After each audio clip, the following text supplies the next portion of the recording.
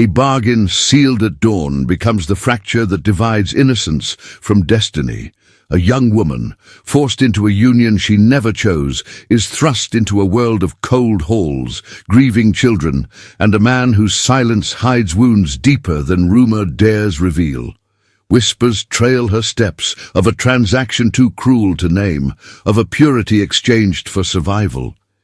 Yet beneath the weight of duty, something stirs. A truth on the verge of eruption, a choice that could shatter everything or awaken a strength she never knew she possessed. Before this journey begins, tell me, from where are you listening tonight? And what do you love most about historical romances? In the misty dawn of a Cotswolds village, where honey-coloured stone cottages huddled against the rolling green hills like forgotten dreams, 18-year-old Eleanor Hawthorne stood at the edge of her family's crumbling farm. The air was thick with the scent of damp earth and wild heather, but it did nothing to ease the chill that seeped into her bones. She was no stranger to hardship. Years of mending threadbare gowns and tending to a flock of scrawny sheep had hardened her hands, if not her heart. Yet this morning, as the first light kissed the thatched roof of their modest home, Eleanor felt a terror unlike any before. Her father, old Thomas Hawthorne, a man whose back had bent under the weight of failed harvests and mounting debts, had called her into the dim parlour the night prior. His face, etched with lines deeper than the furrows in their barren fields, bore the shame of what he was about to utter. "Eleanor, my girl," he had whispered, his voice cracking like dry twigs. The Duke's steward came with an offer. The widowed Duke of Eldridge, Arthur Blackwood himself, seeks a bride. Young, untouched, to mother his 7 children and warm his empty halls. In exchange, 2 fine milking cows from his vast herds. They'll keep us from the poorhouse, lass, from starvation. Eleanor's world had tilted then, the simple act of breathing becoming a laboured fight. A virgin bride bartered like livestock for the promise of milk and survival. The Duke of Eldridge, whispers in the village, painted him as a towering figure of shadowed nobility. His wife lost to fever 5 years past, leaving him with a brood of heirs ranging from a sulky boy of 15 to wide-eyed twins barely out of leading strings. Eldridge Manor loomed on the hill beyond the village, its spires piercing the sky like accusatory fingers. A place of grandeur far removed from the mud-churned lanes of Willowbrook. She had pleaded, her voice a fragile thread in the flickering candlelight. "Father, please, I'm no noble woman. What place have I in a duke's life? His children. They'll see me as the milkmaid's daughter, not a mother." But Thomas's eyes had filled with tears, his calloused hands trembling as he gripped hers. "It's mercy, Eleanor. The alternative is the workhouse for us all. Sign the papers at dawn, and it's done." Now, as the sun crept higher, Eleanor clutched the worn shawl around her shoulders, her simple muslin gown, faded blue, hemmed with careful stitches, whispering against the grass. Her dark curls escaped their pins, framing a face pale with dread, her hazel eyes wide with the innocence of one who had known only the rhythms of village life. Church bells on Sundays, harvest dances under lantern light, and the quiet ache of unspoken dreams. She had imagined love once, perhaps with a local lad like young farmer's son Jamie, whose smile warmed her during rare market days. But dreams dissolved like morning fog in the face of necessity. From the cottage door, her mother emerged, red-eyed and silent, pressing a small locket into Eleanor's palm, a tarnished silver keepsake with a faded miniature of her grandparents. "Wear it close, child," she murmured, her voice thick with unshed sobs. "It's all we have to give you." No embrace followed. Propriety and grief held them apart. Eleanor's younger siblings, ragged and curious, peered from the window, too young to grasp the fracture about to tear their sister away. The clip-clop of hooves echoed down the lane, heralding the arrival of the Duke's carriage. Sleek black lacquer, emblazoned with the eldridge crest of a rampant stag. The driver, a stern-faced man in livery, tipped his hat without a word. Eleanor's heart pounded like a trapped bird. This was no fairy tale. It was a transaction, her virtue and future traded for bovine salvation. As she stepped toward the vehicle, the door swung open, revealing velvet cushions and the faint scent of polished wood and privilege. Inside waited not the Duke, but his eldest son, Henry Blackwood, a lanky youth of 17 with his father's sharp jaw and a scowl that spoke of resentment. "Miss Hawthorne," he said curtly, extending a gloved hand. "Father sends regrets. Estate matters detain him. You'll meet him at the manor." His tone dripped disdain, appraising her homespun attire as if she were an unwelcome stray. Eleanor swallowed her pride and climbed in, the door slamming shut like a coffin lid. The carriage lurched forward, pulling her from the only world she knew. Through the window, Willowbrook blurred, the church spire, the ancient oak where she had carved her initials as a girl, her family's waving figures shrinking to specks. Tears stung her eyes, but she blinked them back. What lay ahead? A cold duke, demanding heirs from a girl who trembled at the thought. 7 children, wild and grieving, to tame with hands untrained for nobility. As the hills rose to meet the manor's silhouette, a fierce resolve flickered in Eleanor's chest. She was no mere chattel. She carried the fire of her forebears, the quiet strength of those who had endured English reigns and regency rigidities. But oh, the cost! What innocence would this union claim, and could her heart survive the dairy-scented dowry that bound her? If this tale of unlikely love and hidden strengths grips you already, hit that subscribe button now and drop a comment below. From which city and country are you watching? Your stories fuel more like this. Let's journey through Regency hearts together. The carriage rattled over the uneven road, each jolt sending a fresh wave of nausea through Eleanor's stomach. She sat rigid on the velvet seat, her hands folded tightly in her lap to hide their tremble. Henry Blackwood slouched opposite, staring out the window with arms crossed, his boots scuffing the floor mat. The silence stretched like a taut bowstring, broken only by the creak of wheels and the distant low of cattle from the Duke's pastures. Eleanor stole glances at him. At 17, Henry was all sharp angles, high cheekbones inherited from his father, perhaps, and a mop of dark hair that fell rebelliously over his brow. His coat, finely tailored in deep green wool, marked him as the heir apparent, yet his eyes held a bitterness that made her shrink back. "Do you ride often to the village?" she ventured, her voice soft, hoping to bridge the chasm. He snorted, not turning. "Only when father demands it, fetching parcels or overseeing the tenants, not for pleasure." A pause then, with a sidelong look that appraised her anew. "You're not what I expected. No fine silks or accomplishments, just farm dirt under your nails." Heat flushed her cheeks. She glanced at her hands, clean now, but calloused from years of scrubbing pots and carding wool. "I've no pretensions, sir. My life has been the fields and the hearth, but I can mend a tear or soothe a fevered brow. Skills enough for a household, I hope." Henry's lip curled. "Skills for the nursery, more like. Father's children are a handful. The twins chew through nursemaids like biscuits. And Edmund, the second boy, he's 15 and wild as a fox in the henhouse." He leaned forward slightly, voice dropping. "Don't expect warmth from any of them. Mother's passing left scars deeper than you can imagine." Eleanor's throat tightened. She had heard the village tales, the Duchess, Lady Amelia, taken by a sudden illness after birthing the twins. The manor had mourned in isolation.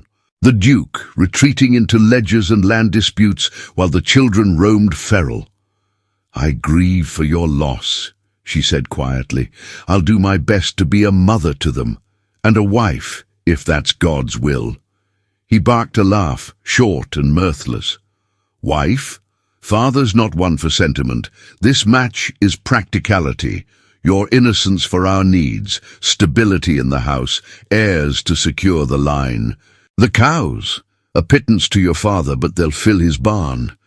His gaze softened a fraction, almost pitying. You'll learn the rules quick enough.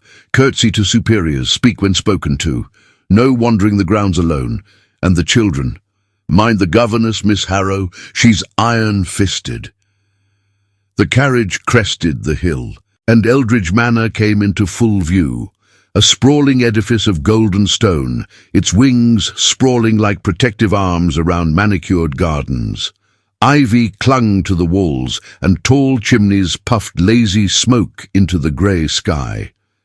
It dwarfed the Hawthorne cottage 100-fold, a world of polished silver and echoing halls, where Eleanor's simple ways would clash like a tin cup at a crystal banquet. They pulled up the gravel drive, footmen in crisp livery rushing out to lower the steps. Henry exited first, offering his hand with obligatory politeness. Eleanor took it, her palm damp against his glove, and stepped down into the crisp air. The scent of roses mingled with horseflesh, a far cry from the earthy tang of Willowbrook. Inside, the foyer swallowed her, a vast space with marble floors and a chandelier that caught the light like frozen stars. A stern woman in a high-necked grey gown approached, Miss Harrow, the governess, her face pinched as a winter apple. Master Henry. And this is the, new arrival? Her eyes raked over Eleanor's faded muslin, the shawl still clutched tight. Miss Eleanor Hawthorne, Henry confirmed. Father's betrothed. See her settled in the West Wing. Miss Harrow nodded curtly. Follow me, miss. The children are at lessons. You'll meet them at tea. She led Eleanor up a grand staircase, portraits of stern ancestors lining the walls, their eyes following like silent judges. Eleanor's slippers whispered on the thick carpets, each step pulling her deeper into this alien realm.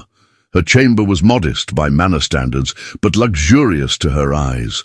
A four-poster bed draped in pale blue damask, a fire crackling in the grate, and a window overlooking the hills. A maid, young and wide-eyed, unpacked the single trunk her mother had sent, gowns remade from old fabrics, a Bible, and the locket now hanging at her throat. Will the Duke see me today? Eleanor asked as the maid fluffed pillows. Soon enough, miss. He's in conference with the estate manager. Matters of the harvest.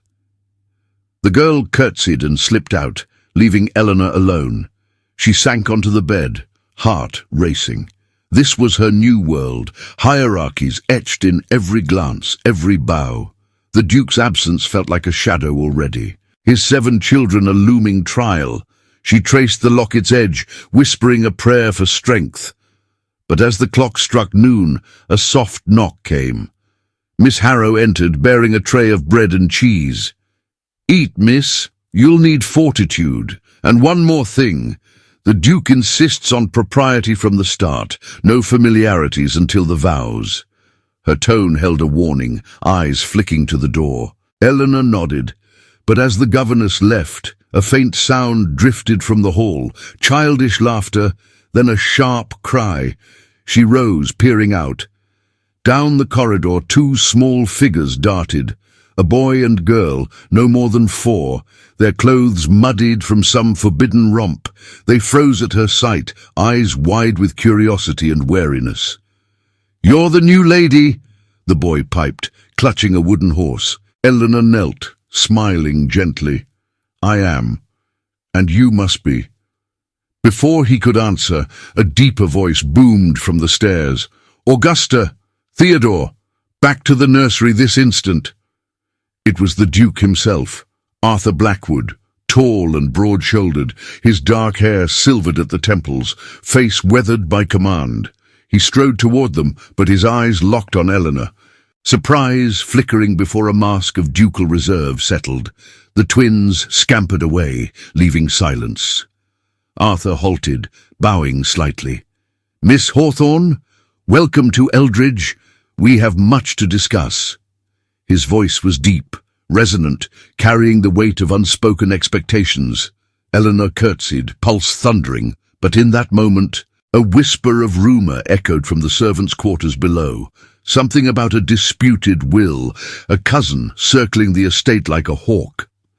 The air thickened with unseen threats, and Eleanor's fragile peace cracked just a little wider.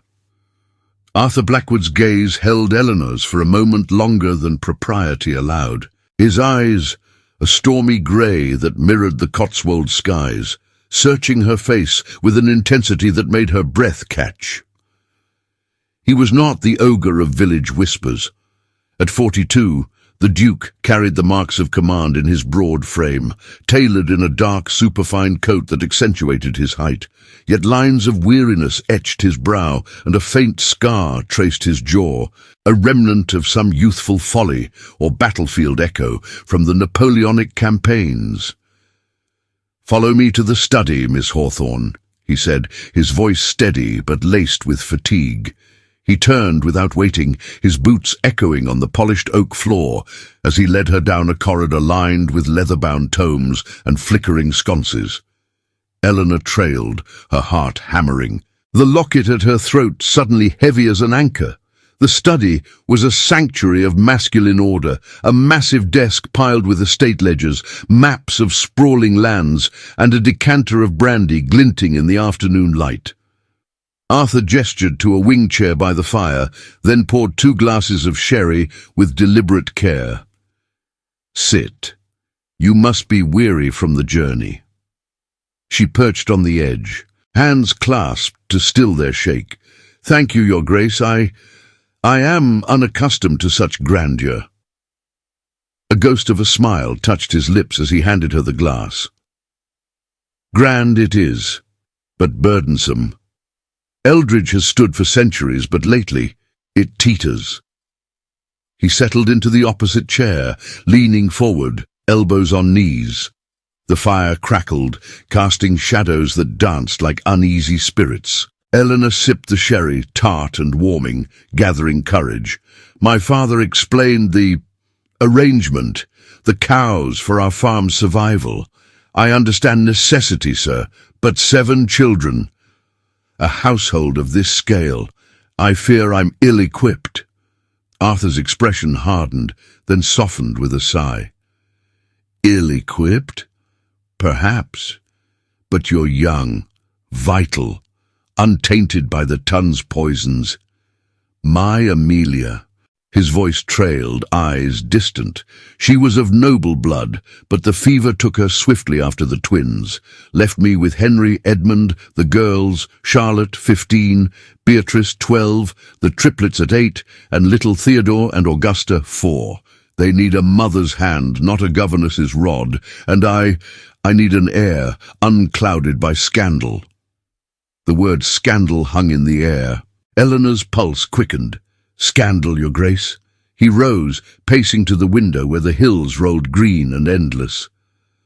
"My late wife's cousin, Lord Reginald Vance, a grasping viper from London, contests her dowry settlement.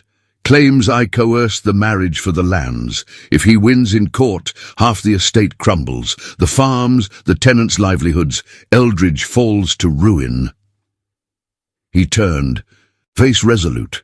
"A swift union with you stabilizes it all. Your purity attests to my honor. No whispers of indiscretion. The banns can be read tomorrow. Wedding in a fortnight, here in the chapel." Eleanor's world spun. A fortnight? No courtship, no gentle wooing, just vows to bind her fate. She set the glass down, sherry sloshing. "So soon? I must think. My life in Willowbrook, my family. The village. This feels like chains, not a choice." Arthur's jaw tightened. "Choice? We all bend to duty, Miss Hawthorne. Refuse, and your father loses everything, the cows, the farm, perhaps his freedom to debtor's prison. Accept, and your duchess. Protected. The children gain a guardian. I, a partner in this farce of survival." He stepped closer, voice lowering. "I won't force you. But the clock ticks. Vance's lawyers arrive next week." Tears pricked her eyes, hot and unbidden. She thought of her father's bent form, her mother's silent grief, the siblings' hungry faces. To refuse meant their ruin, to accept her own erasure. And the children? Will they accept a farmer's daughter as their mother? They'll learn, he said firmly. As will you. Miss Harrow will school you in etiquette, curtsies, calls, the endless dances of society. No more muddied hems or solitary walks. The manor has eyes, every step watched. A knock interrupted, sharp and insistent. Miss Harrow entered, her face paler than usual. Your Grace, forgive the intrusion. The children, they've overheard the servants. Edmonds stirred them up. And they're in the drawing room, demanding to see the cow bride. Arthur's face darkened like thunder. Insolent boy, handle it, Miss Harrow. But the governess hesitated. He's barricaded the door, sir, and there's a letter from Lord Vance, just arrived by courier. Urgent. Eleanor rose, dread pooling in her stomach. The inciting storm had broken. Not just a marriage, but a web of threats pulling her under. Arthur snatched the letter, breaking the seal. His eyes scanned the parchment, colour draining. He accelerates. Petitions the bishop for an injunction against any union until the will's proven. The room tilted. Eleanor's hesitation shattered, refusal now doomed all. I'll do it, she whispered, voice breaking. For my family, for yours. Arthur nodded, relief flickering. Brave girl, the band's at dawn then. But as Miss Harrow led her out, the children's voices rose from below, jeers and sobs mingling. Not our mother, she's nothing. Eleanor paused at the landing, heart fracturing. The manor, once a distant dream, now closed like jaws, and in the hall's shadows she glimpsed Henry watching, his scowl deeper, a flicker of something, pity, resentment, in his eyes. Vance's shadow loomed larger, promising trials beyond vows. What fresh tempests awaited in this gilded cage? The days blurred into a haze of lessons and longing as Eleanor navigated the manor's rigid rhythms. Miss Harrow's tutelage began at dawn, curtsies that swept the floor like whispers, the art of pouring tea without a clink, and the labyrinthine rules of precedence that placed her, soon to be duchess, above all, yet feeling like an intruder. Eleanor's faded gowns were replaced by borrowed silks from the late duchess's wardrobe, altered hastily to fit her slimmer frame. A simple empire waist dress in soft lavender now clung to her, its high neckline modest, but the fabric whispered of a world she didn't belong to. By week's end, the banns had been read in Willowbrook's ancient church, the villagers murmuring behind gloved hands. Whispers reached the manor, the farmer's daughter snaring a duke for cows. Eleanor ignored them, focusing on the children. The twins, Theodore and Augusta, warmed quickest, tugging her skirts during lessons with sticky fingers and tales of hidden gardens. The triplets, boisterous boys of 8 named Felix, Oliver and Rupert, tested her with pranks, hiding her thimble or spilling ink. Beatrice, at 12, watched with sullen eyes, her dark braids mirroring her father's. But Edmund and Charlotte, the elder pair, kept distance, their glares sharp as thorns. Henry alone seemed torn, offering clipped advice in the corridors. Don't let Miss Harrow bully you into French phrases. Father's particular about plain English. His resentment simmered, but so did a reluctant courtesy, born perhaps of duty to the heir's role. The first true test came on a crisp Saturday afternoon. The village assembly rooms hosted a modest tea for local gentry, a gathering to honor the harvest's meager yield. Arthur insisted Eleanor attend, his voice firm over breakfast in the sunlit dining hall. You must be seen, Miss Hawthorne, as my betrothed, not a shadow. Vance's spies will be there. Show them Eldridge stands united. He met her eyes briefly, a flicker of encouragement in his grey gaze, before returning to his ledgers. Eleanor's stomach knotted as the carriage bore her, Arthur and Henry toward Willowbrook. The Duke sat tall, his black coat impeccable, a gold signet ring glinting on his finger. She smoothed her skirts, the locket hidden beneath her bodice like a secret talisman. Henry fidgeted beside her, unusually silent. The assembly rooms buzzed with chatter, the air thick with the scent of fresh scones and beeswax candles. Ladies in feathered bonnets clustered around punch bowls, gentlemen in waistcoats debating crop yields. Eyes turned as the Eldridge party entered, Arthur's presence commanding nods, but Eleanor's arrival drawing stares. She was the curiosity, the virgin bride, bartered for bovine grace. "Miss Hawthorne," cooed Mrs. Langley, the vicar's wife, her smile sharp as a needle. She extended a hand, lace cuffs fluttering. "How fortuitous for your family." 2 cows, was it? Such a practical match. Laughter rippled from nearby matrons, their fans snapping like judgments. Eleanor's cheeks burned, but she curtsied deeply, voice steady. "Fortune favours the bold, ma'am, and necessity binds stronger than gold." Arthur's hand brushed her elbow, a light touch, steadying, gone in an instant. It sent a warmth through her, unbidden, like sunlight piercing clouds. They moved to a cluster of chairs where local squires toasted the Duke's health. Eleanor poured tea with practiced grace, her hands steady despite the whispers. "Look at her!" hissed a voice from behind a potted fern. Lady Percival, a dowager with a tongue like vinegar, playing Duchess in homespun finery. The late Duchess would turn in her grave. Henry stiffened, stepping forward. "My father's choice merits respect, Lady Percival. Miss Hawthorne brings fresh vigour to Eldridge." His defence was minimal, voice low, but it silenced the room for a beat. Eleanor's eyes met his in gratitude. He looked away, scowling at his teacup. Arthur drew her aside then, to a quiet alcove by the pianoforte. "You're holding well?" he murmured, his breath warm near her ear. "Ignore the barbs. They're envious of strength they lack." He paused, reaching into his pocket. In his palm lay a small brooch, a silver stag, the Eldridge crest, its eyes set with tiny emeralds. "Wear this, a token of alliance, not sentiment. Yet."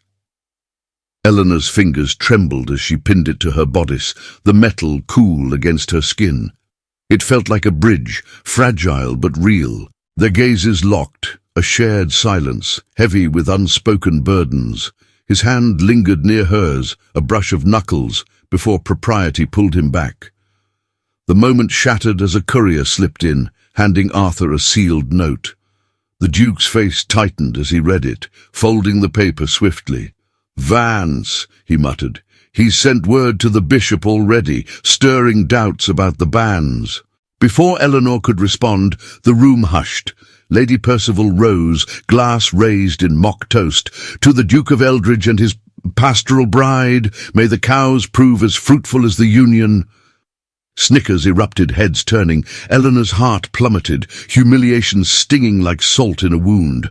Arthur's jaw clenched, but he said nothing, guiding her toward the door. Henry flanked her other side, his presence a shield. Outside, in the carriage's dim interior, silence reigned until Willowbrook faded behind. "You endured," Arthur said finally, his voice low. "That's more than most." But as they rattled home, Eleanor glimpsed a rider on the horizon, cloaked, urgent, vanishing into the woods, Vance's shadow, watching, and in her hand, clutched tight, the brooch warmed like a promise, or a warning.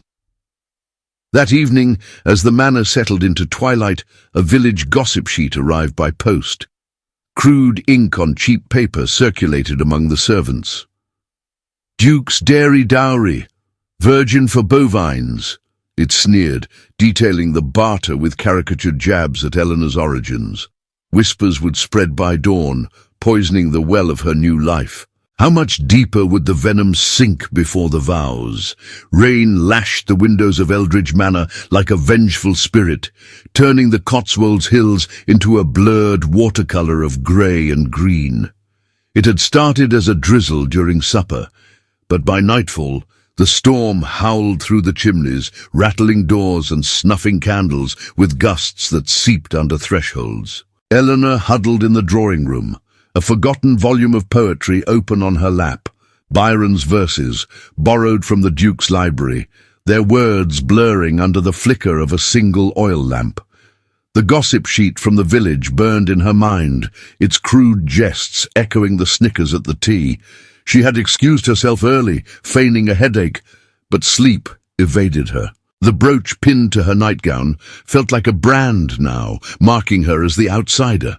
Footsteps echoed in the hall, heavy, deliberate. The door creaked open, admitting Arthur Blackwood, his coat dripping from a hurried dash across the house. Water beaded on his dark hair, and his cravat hung loose, as if the storm had stripped away some of his ducal armor. He paused at the sight of her, surprise softening his features. "Miss Hawthorne, still awake?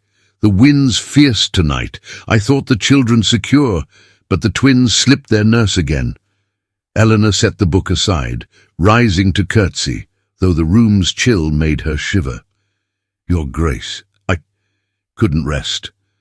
The rain reminds me of home, floods that ruined our barley last spring." She glanced at the window, where lightning etched the sky. "Are the little ones safe?" He nodded, crossing to the fire to warm his hands. "Theodore and Augusta are tucked in with Miss Harrow now, but Edmund's prowling the attics, claiming thunder frightens him. At 15, he's too proud to admit it." A rare chuckle escaped him, low and unexpected, warming the air like the flames. "The storm trapped me in the stables earlier, checking the horses. No escape from this deluge." Thunder boomed, shaking the panes, and Eleanor flinched. Arthur's gaze sharpened, concern flickering. "Come closer to the fire. You'll catch your death in that thin gown." He shrugged off his coat, draping it over a chair, revealing a simple linen shirt rolled to his elbows, strong forearms marked by old scars, reminders of a life beyond ledgers. She hesitated, then stepped nearer, the heat thawing her fingers. The storm's fury confined them here, the manor's vast halls suddenly intimate, like a ship tossed at sea. No servants stirred, the gale had sent them to their quarters. Silence fell, broken only by the rain's relentless tattoo. Arthur poured brandy from a decanter on the mantel, offering her a glass. "To steady the nerves. It's no sherry, but it'll warm you." Eleanor accepted, the liquid burning a path down her throat. Courage bloomed. The village talk. That sheet. It wounds deeper than I expected. They see me as a joke, a dowry of cows. Arthur's jaw tightened, but he met her eyes steadily. "Fools and gossips. Eldridge has weathered worse, my own scandals." He trailed off, staring into the flames. The pause stretched, heavy with unspoken weight. Lightning flashed, illuminating his face. Lines of grief etched deep, a vulnerability she hadn't glimpsed before. "Tell me," she whispered, emboldened by the brandy and the storm's isolation. "If you will. About Lady Amelia. The children speak of her in whispers, like a ghost." He sank into a chair, gesturing for her to sit opposite. The firelight danced on the brooch at her breast, drawing his gaze. "Amelia was light itself. Married me at 19, full of laughter and London balls, but the wars. I returned from Portugal changed, haunted by battles that stole sleep. She bore the burden. Then the children.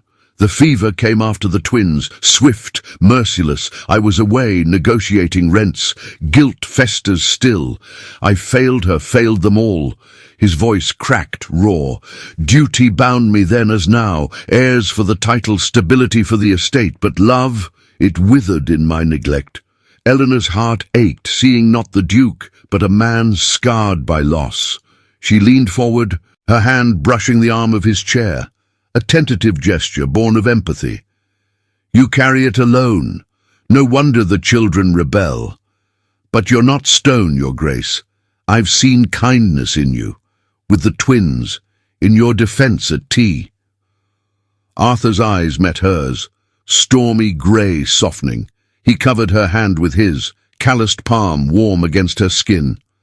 The touch lingered, electric in the storm's hush, a promise unspoken, alliance perhaps more. "Eleanor," he said, using her name for the first time, voice intimate. "Call me Arthur here, away from eyes. You've strength I envy, facing this whirlwind with grace. Amelia would have liked you." Tears welled in her eyes, the shared vulnerability bridging the chasm of class and age. She squeezed his hand, the brooch glinting like a shared secret. In that moment, trust bloomed fragile and real, the storm outside paling against the warmth within. A gust rattled the door, and Arthur rose reluctantly, releasing her. "The gale eases. I'll see you to your room."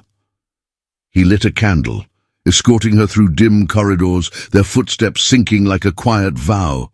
But as they reached her door, a sharp rap echoed from below. Urgent, insistent.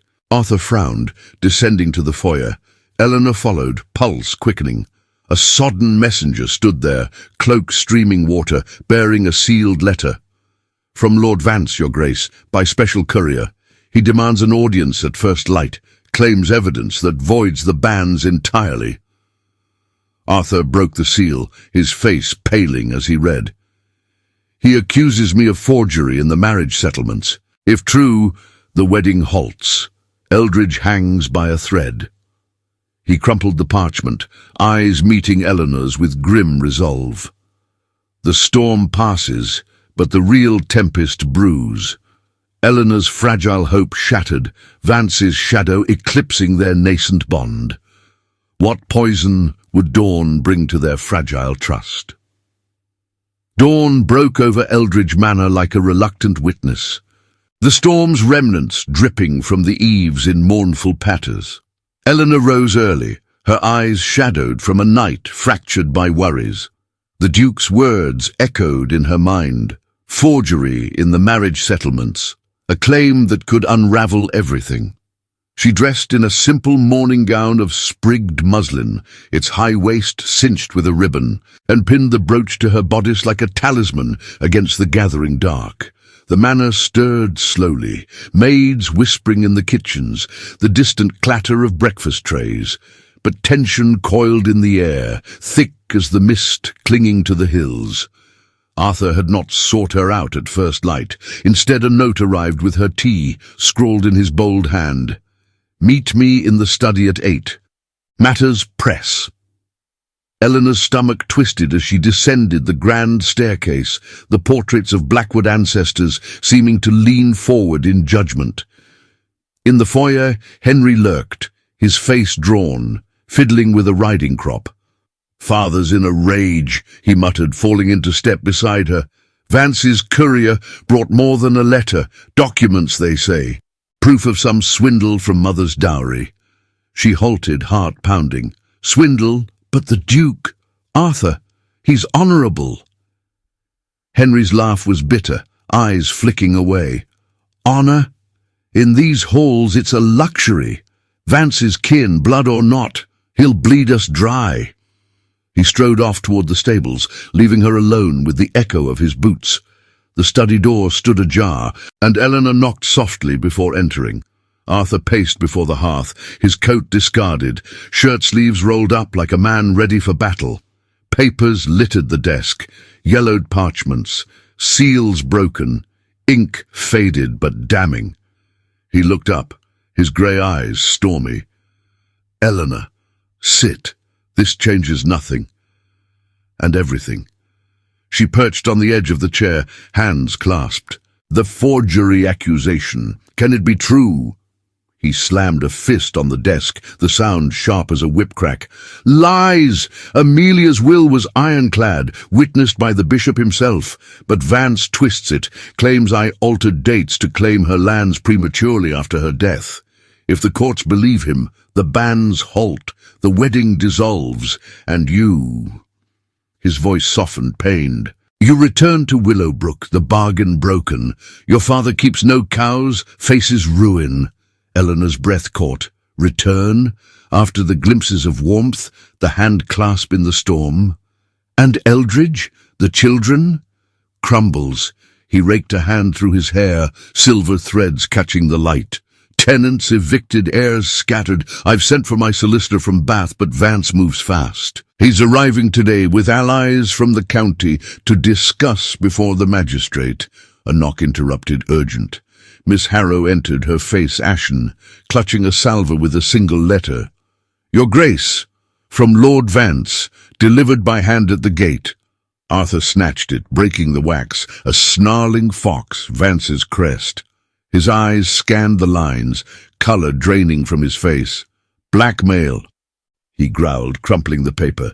He demands I renounce the union publicly, or he exposes this. Fabrication to the London papers. Your name dragged through the mud as the desperate farm girl in a duke's folly. And worse, he hints at my war records, letters from Portugal that could paint me unfit for the title. Eleanor's world tilted. Public exposure, her innocence, the very coin of this transaction weaponized against them. We fight it, she said, voice trembling but firm. Show the truth. The children need us, need this family. Arthur's gaze met hers, gratitude flickering amid the fury, but before he could reply, shouts erupted from the hall, children's voices high and alarmed. They burst in, Edmund at the fore, wild-eyed, clutching a torn broadsheet. The triplets tumbled after, Beatrice pale behind. Father, the village boys brought this. It's everywhere. Edmund thrust the paper forward, ink still damp. Eleanor gasped. The headline screamed in crude type, Duke's deceit, forged vows and bovine bride. Below, a caricature, Arthur as a scheming fox, her as a milkmaid with cow horns, the 7 children wailing in chains, gossip from the tea, twisted into venom. The union's a sham, it lied. Hawthorne wench bought for beasts while Eldridge cheats the grave. The children stared, horror dawning. Little Theodore whimpered, hiding behind Augusta's skirts. Is it true, Papa? Are we losing the house? Arthur knelt, pulling them close, but his voice broke. No, my loves, lies from a coward. Yet doubt seeded in their eyes, Edmund's glare accusatory, Charlotte's tears silent accusations. Miss Harrow ushered them out, but the damage rooted deep. Eleanor reached for Arthur's arm, but he pulled away, shoulders rigid. This is my burden, Eleanor, not yours to share. Stay in your rooms today. The confrontation comes soon. Isolation hit like a slap. She retreated to her chamber, the door clicking shut like a prison bar. Through the window, she watched carriages arrive, Vance's, gleaming black, disgorging a man in his 40s, sharp-featured and smirking, flanked by bewigged lawyers and local gentry. Whispers would spread. The Duke cornered, his betrothed a scandal's pawn. Hours dragged, no word from Arthur. Lunch came cold on a tray, she pushed it away, stomach churning. The brooch burned against her skin, a symbol now tainted. Had their fragile trust been an illusion? Point of no return. The attack had fractured the manor, her status plummeting from future duchess to pariah. Returning to Willowbrook meant shame for all. Her family's farm saved only in name, her heart scarred by this half-formed bond. As dusk fell, a servant slipped in with a note. Arthur's hand, hurried. Vance demands I end it publicly at tomorrow's assembly. Meet me at midnight in the library. We decide our stand. But footsteps echoed below, Vance's voice, oily and triumphant, toasting with the solicitor. Arthur's reply, a door slamming, silence. Eleanor's resolve hardened, but tears came unbidden. Separated by walls and whispers, the equilibrium shattered. What ultimatum would midnight bring? Endure together or shatter alone? The manor's shadows lengthened, Vance's victory tasting the air. Midnight cloaked Eldridge Manor in velvet silence, broken only by the creak of floorboards under Eleanor's hesitant steps.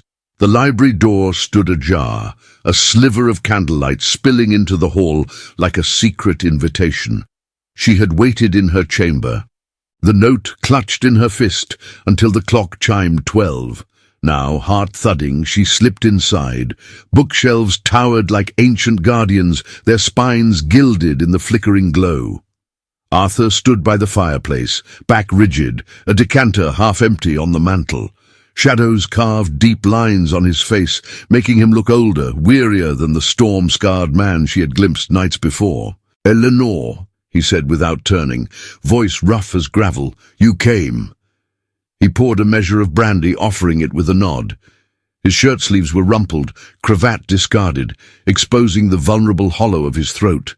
She took the glass, fingers brushing his, a spark in the dimness, quickly withdrawn. "We can't let Vance dictate our fate. Tell me everything, no more shadows." "Why?" Arthur sank into a leather armchair, gesturing her to the settee opposite.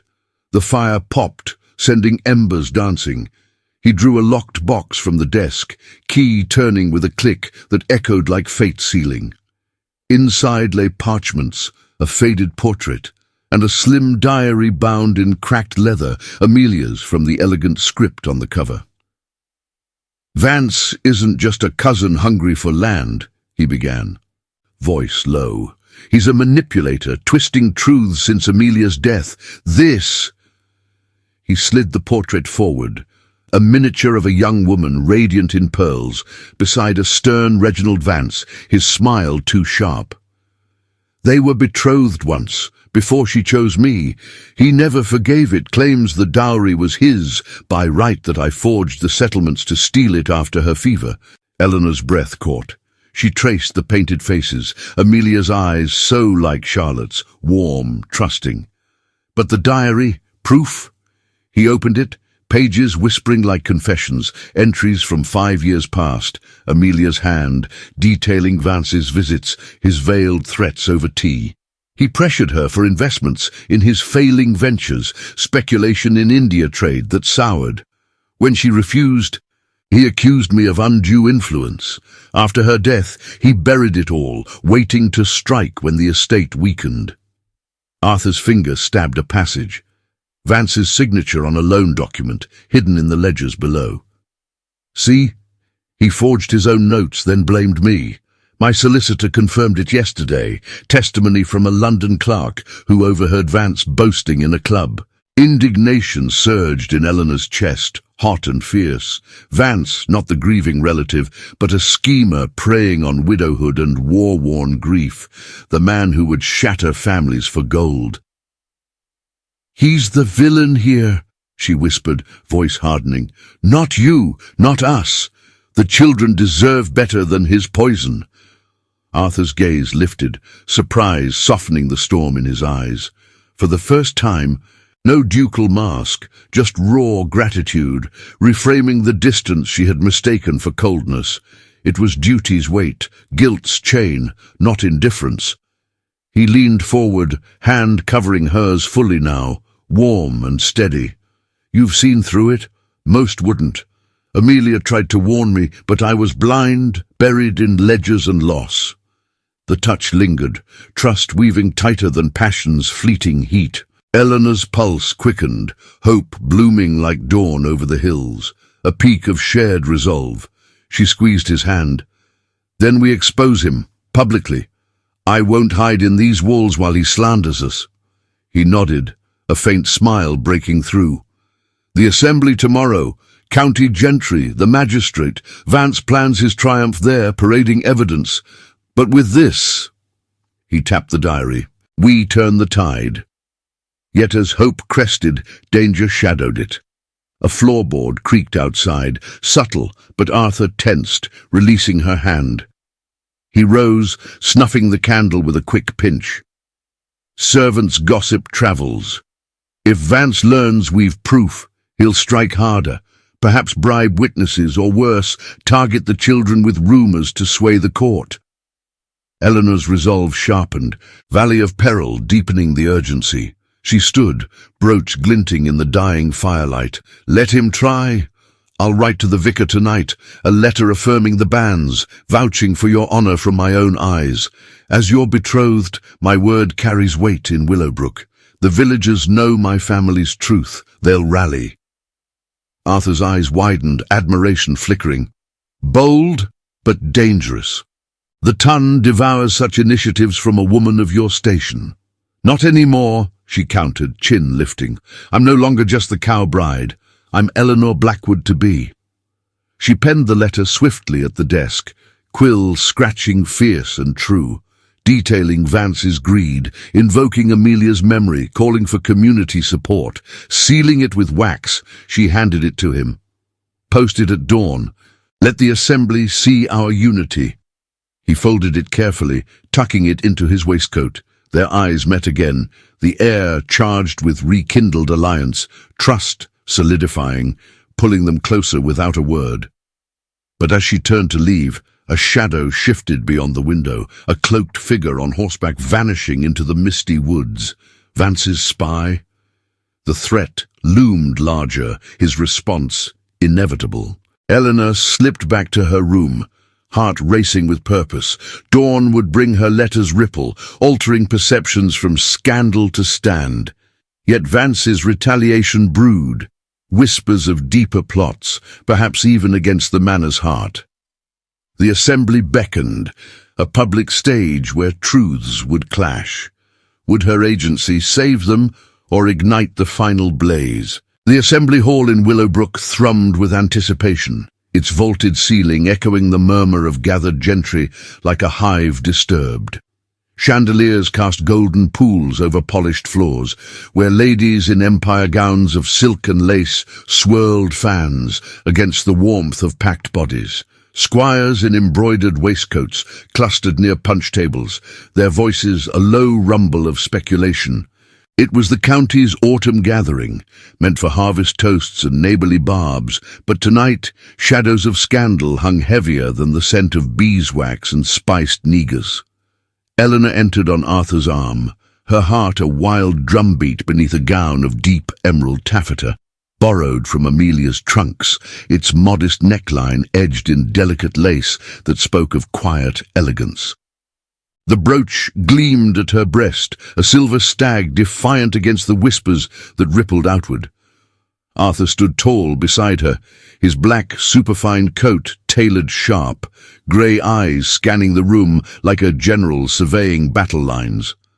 Henry flanked them, jaw set, while Miss Harrow herded the elder children, Edmund sullen, Charlotte wide-eyed, into seats near the musicians. Eyes turned. Mrs. Langley simpered from a settee, her feathered turban bobbing. The betrothed pair graces us. How resilient after the recent broadsheets. Snickers followed, fans fluttering like vultures' wings. Arthur's grip tightened on Eleanor's arm, a silent anchor.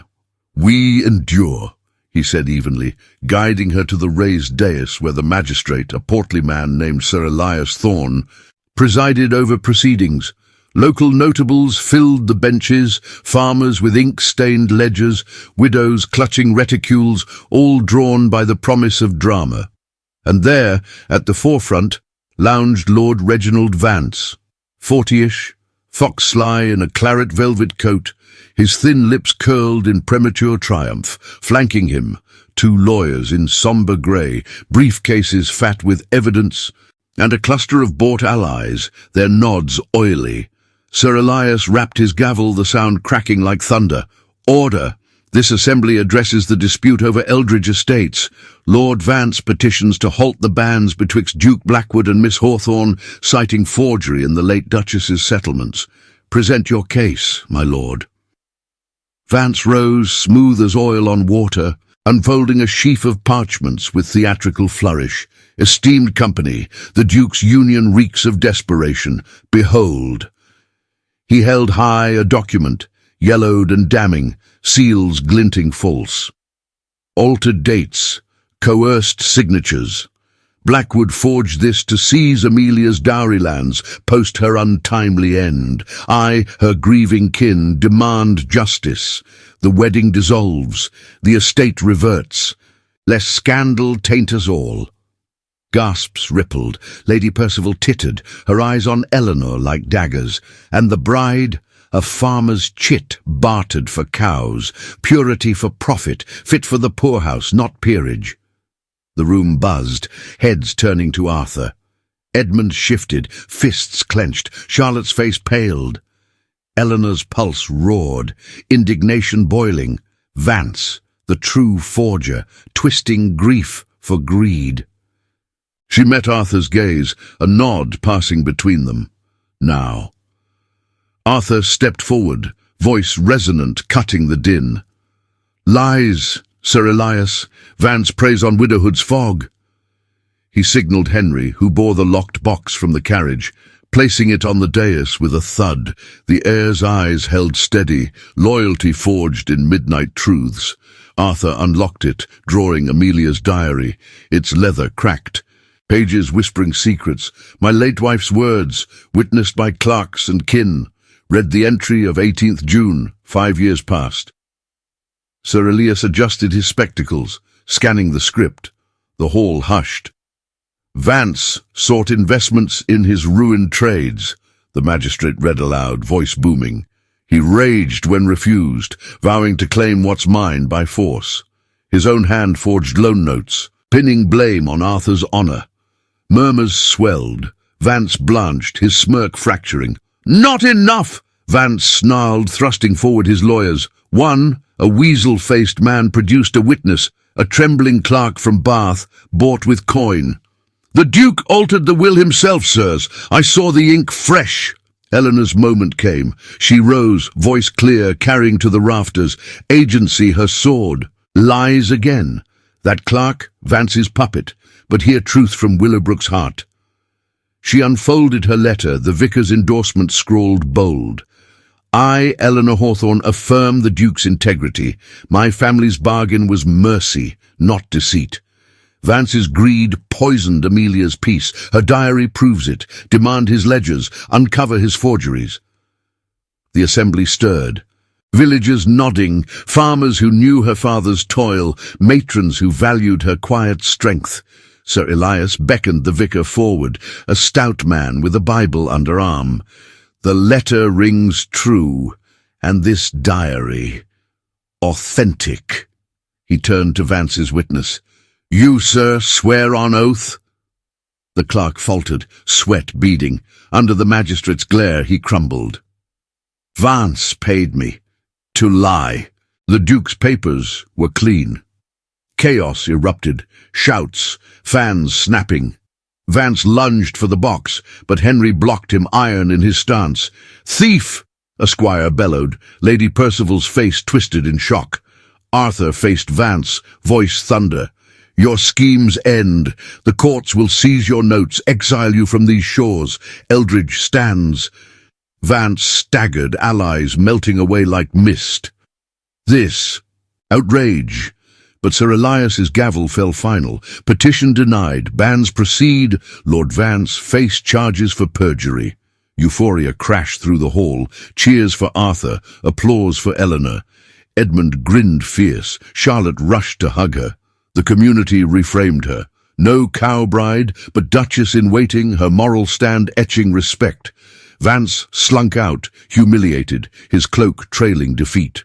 In the quiet aftermath, as guests dispersed into the night, Arthur drew Eleanor aside to a shadowed alcove where moonlight filtered through arched windows.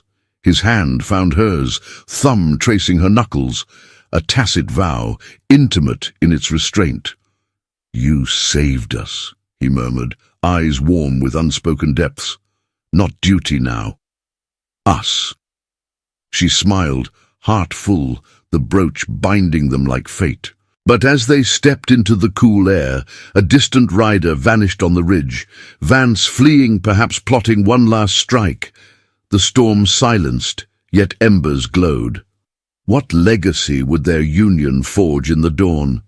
If this twist of triumph has you cheering, hit that subscribe button to catch every thrilling tale from the channel. No heart left behind. The carriage wheels crunched over frost-kissed gravel as Eldridge Manor came into view, under a pale winter sun, 3 weeks after the Assembly's uproar.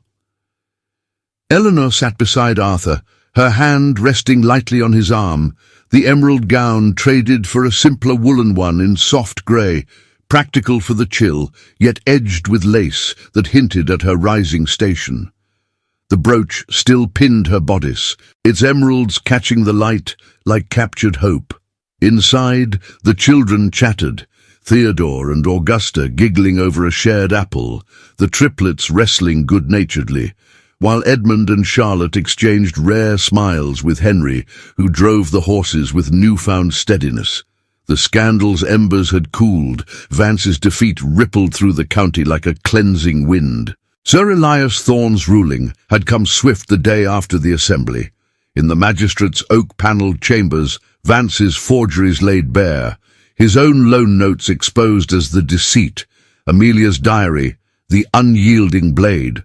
The lord, once smug, now haggard in irons, faced exile to the continent on a packet ship bound for France, his London townhouse seized to repay swindled tenants. Whispers painted him a pariah, no more clubs or cards, just faded finery in some dingy émigré circle.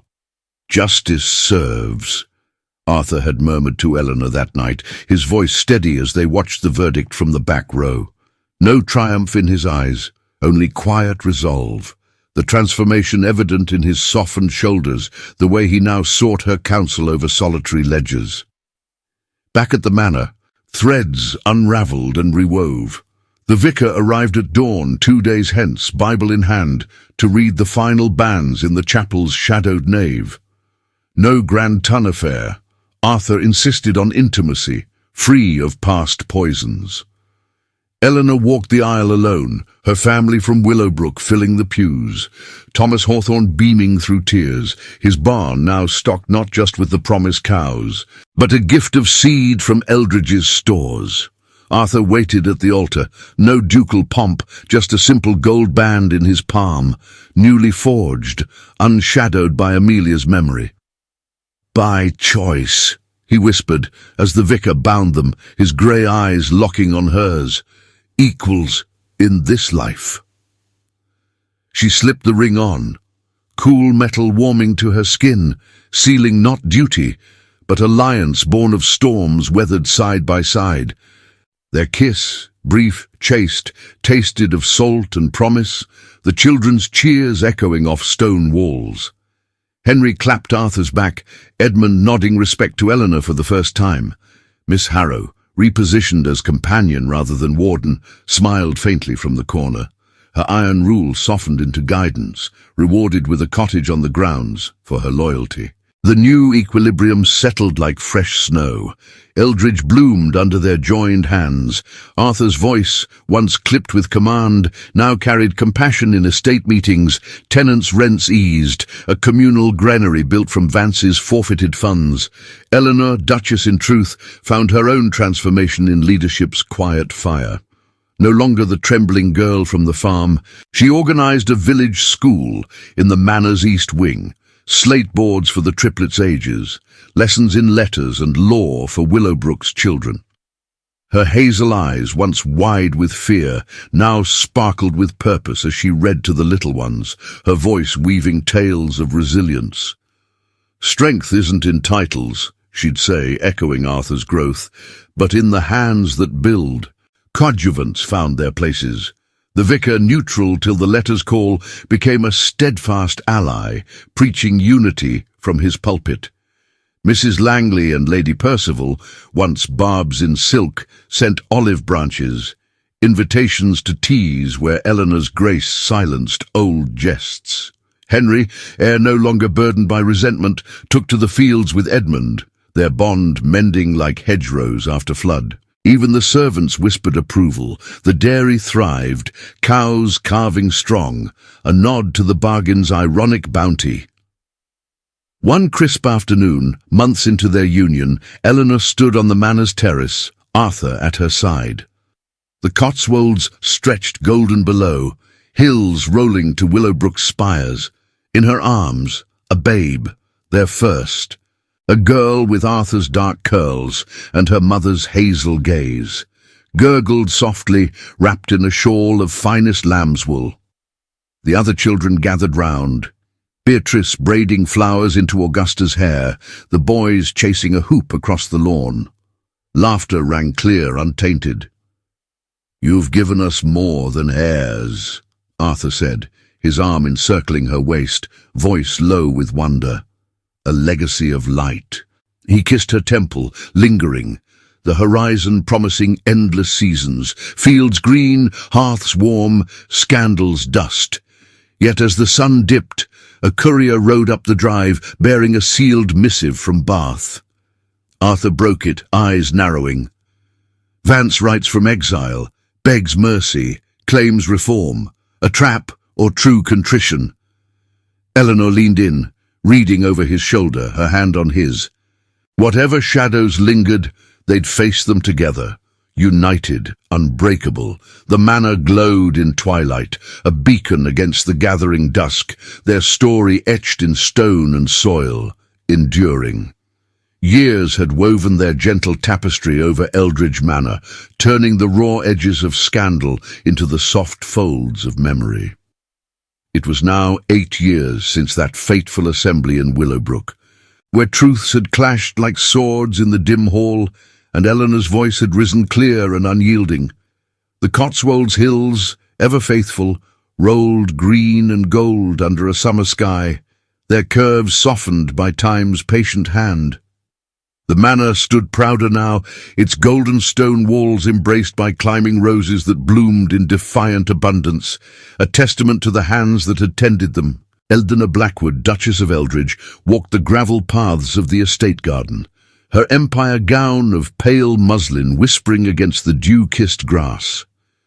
At 26, the farm girl's innocence had matured into a quiet radiance, her dark curls pinned loosely, hazel eyes holding the depth of seasons endured. No longer the trembling bride bartered for cows. She moved with the grace of one who had forged her place through fire and frost.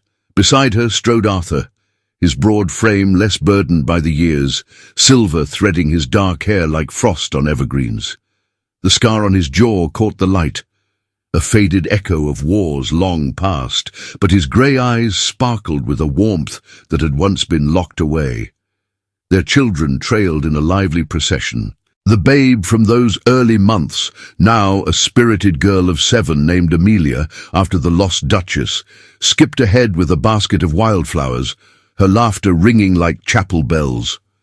The twins, Theodore and Augusta at 12, raced each other to the old oak, their faces smudged with berry juice from the kitchen raids. The triplets, Felix, Oliver and Rupert, now lanky boys of 16, argued good-naturedly over a cricket bat, their youthful energy a far cry from the feral grief that had marked their younger days. Edmund, at 23, walked with Henry, the heir at 25, discussing estate yields with the seriousness of men stepping into legacy. Charlotte, 23 as well, linked arms with Beatrice, 19, their gowns fluttering as they plucked lavender for the still-room, sisters bonded in the hearth's glow. The love that had sparked in storm and shadow had not merely resisted time, it had deepened, rooting like the manor's ancient yews. Arthur's hand found Eleanor's as they paused by the fountain, its waters murmuring secrets. "Every dawn with you is a gift I once deemed impossible," he said softly, his thumb tracing her knuckles, a gesture worn smooth by years of quiet intimacies. No grand passions now, but the steady flame of partnership. Shared glances over breakfast ledgers, midnight talks in the library where Amelia's diary rested honoured on a shelf, no longer a wound, but a lesson. Eleanor's smile held nostalgia's tender ache. And I, who came as a stranger, found home in your gaze, the cows.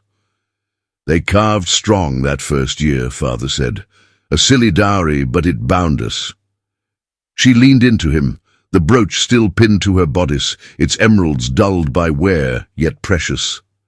Their union had borne 5 more children after little Amelia, 2 sons and 3 daughters, each a bridge between farm soil and noble blood, their cries filling halls, once echoing with loss. Changes rippled through the family like sunlight on the hills. The children, once scarred by their mother's fever and the manor's chill, had blossomed under Eleanor's patient hand. She had mothered them not with rod or rule, but stories by the fire, tales of Willowbrook's simple joys, teaching resilience in every stitch of a hem or harvest shared. Henry, once scowling and distant, had married a gentlewoman from Kent 2 years past, their union sealing alliances that strengthened Eldridge's borders.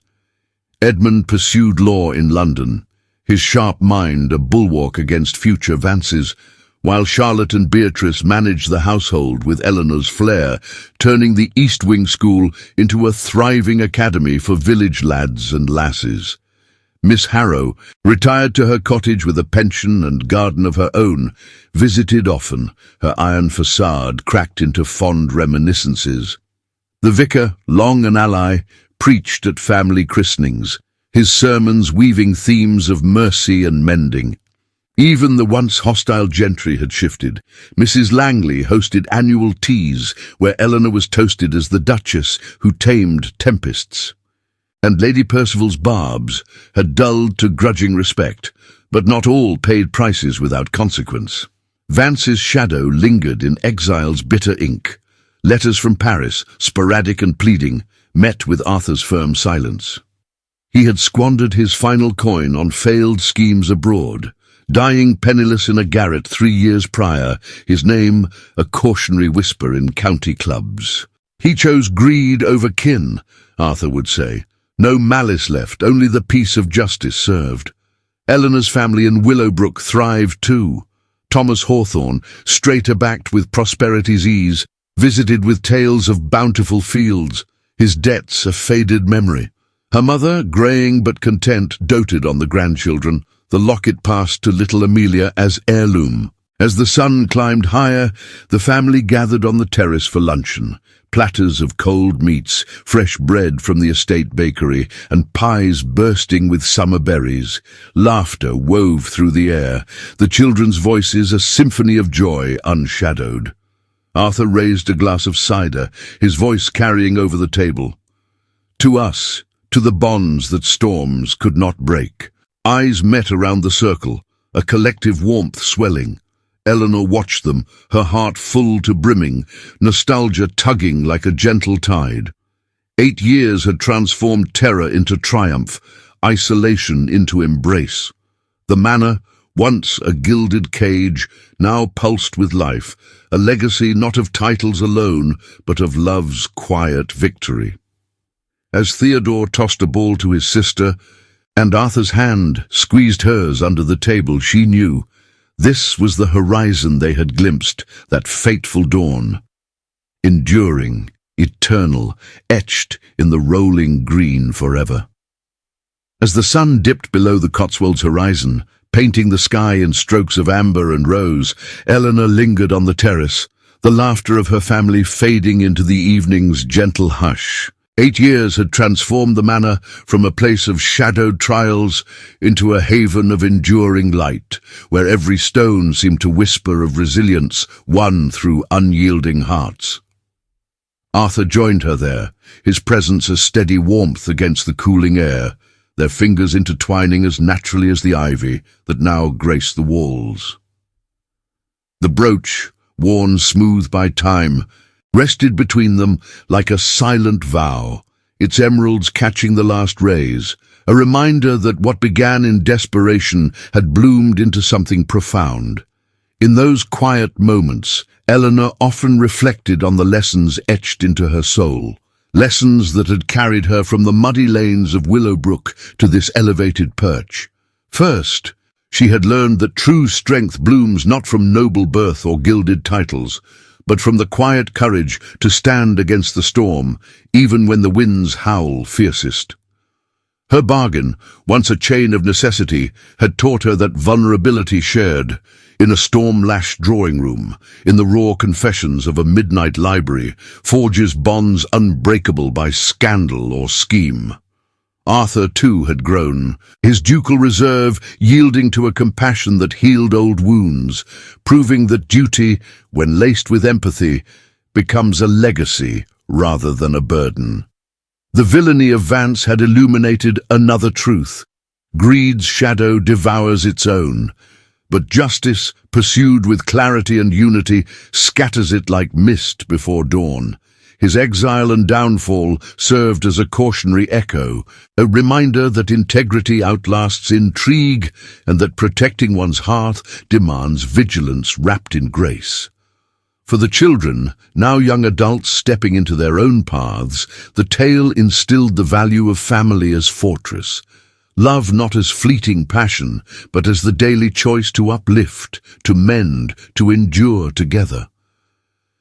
Eleanor's school, thriving with pupils from village and estate alike, embodied this: education as the great equalizer, turning barriers of class into bridges of shared knowledge. Yet beyond the manor's walls, the story rippled wider, touching Willowbrook's fields where her father's farm flourished. Cows long since multiplied into herds that sustained the community. It whispered to every soul who had ever faced a crossroads of sacrifice that from the humblest origins, extraordinary destinies unfold when one dares to claim agency, to speak truth amid the clamor of doubt. Eleanor's journey, from virgin bride traded for survival to Duchess of compassionate reign, affirmed that love, in its purest form, redeems the improbable, turning transactions into triumphs of the heart. As twilight deepened, Arthur drew her close, his voice a low murmur against her ear. Our story, my love, is the one we'll tell our grandchildren, of a girl with fire in her veins who tamed a duke's grief and rebuilt a legacy. She smiled, leaning into him, the weight of years feeling light as a promise kept. The stars emerged one by one, mirroring the sparks of hope that had guided them through darkness. Eldridge Manor stood sentinel, its lights glowing warm, a beacon for all who sought inspiration in tales of perseverance. And now, dear listener, as this chapter of Hearts Entwined draws to a close, let it stir something within you, a reminder that your own trials hold the seeds of such victories. What moved you most in Eleanor's Odyssey? Drop a comment below, sharing your thoughts on this Regency romance. And to prove you've journeyed to the very end, write the word Eldridge in your reply. It'll help spread this story to fellow dreamers and keep the channel alive with more epic narratives. If this tale of love against the odds touched your soul, click over to the cards on screen for similar stories of passion and redemption waiting just for you. Until the next whisper from history's heart, farewell, and may your path be as resilient as Eleanor's.